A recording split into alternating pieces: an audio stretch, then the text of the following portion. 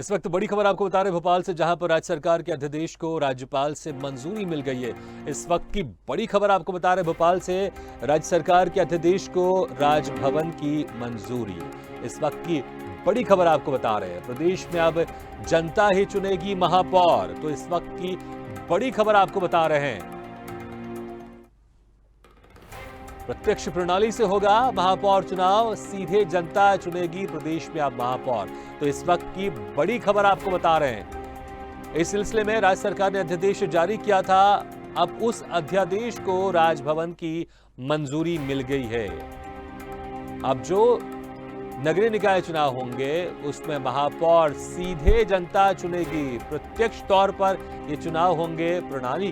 प्रत्यक्ष प्रणाली के तहत ये चुनाव होगा महापौर का, सीधे जनता चुनेगी कि उनका महापौर कौन होगा। इस वक्त की बड़ी खबर आपको बता रहे हैं भोपाल से, जहां पर राज्य सरकार ने जो अध्यादेश जारी किया था उसको राजभवन से मंजूरी मिल गई है। अब सीधे जनता चुनेगी महापौर।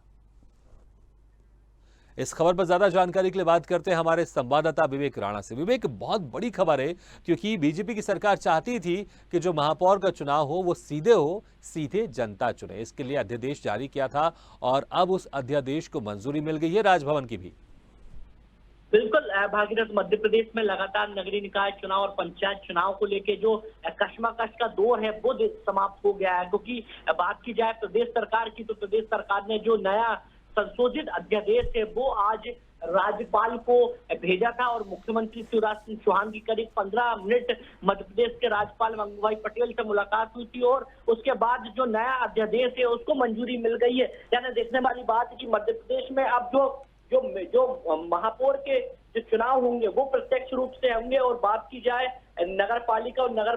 परिषद अध्यक्ष का जो और पार्षद का जो चुनाव है वो सीधे जनता करेंगे। क्योंकि पहले ही बीजेपी पार्टी ने साफ कर दिया था कि मध्य प्रदेश में महापौर का जो चुनाव है वो सीधे जनता के द्वारा चुना जाए। अब देखने वाली बात यह है कि अब मध्य प्रदेश में जो कशमकश का दौर चल रहा था नगरीय निकाय पंचायत चुनाव को लेकर,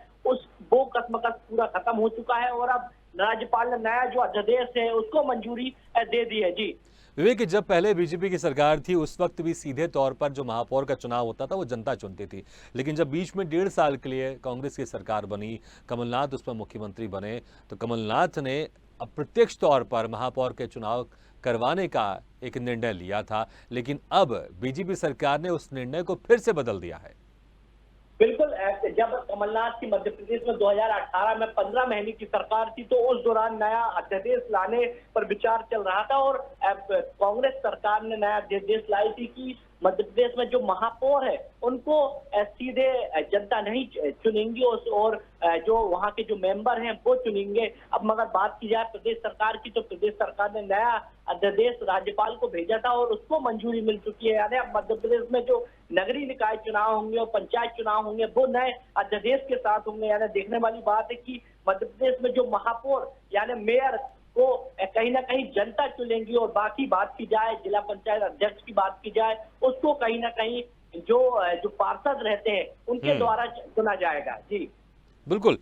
जब कांग्रेस ने जब ये फैसला लिया था कि जो महापौर है वो जनता नहीं चुनेगी, पार्षद चुनेगी, उसके पीछे एक तर्क ये था कि अगर किसी सदन में अगर हम बात करें महापौर की, नगर निगम में जब भी चीज़ें सुनवाई होती थी और वहाँ पर जब उनकी बैठकें होती थी तो वहाँ पर अक्सर ऐसे जो मुद्दे सामने आते थे कि पार्षद एक तरफ थे और महापौर की जो एक कहानी रहती थी, उनका जो एक सोच रहता था वो दूसरी तरफ रहता था। तो बहुत सारे ऐसे फैसले थे तो जो रुक जाते थे, जो सदन से पास नहीं हो पा रहे थे। इसलिए एक निर्णय लिया गया था कि अगर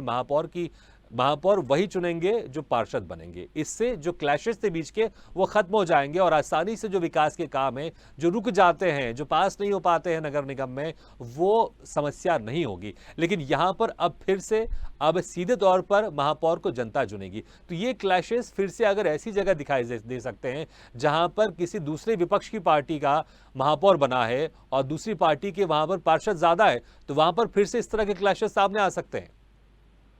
बिल्कुल भागीरथ, जिस प्रकार से आपने पूरा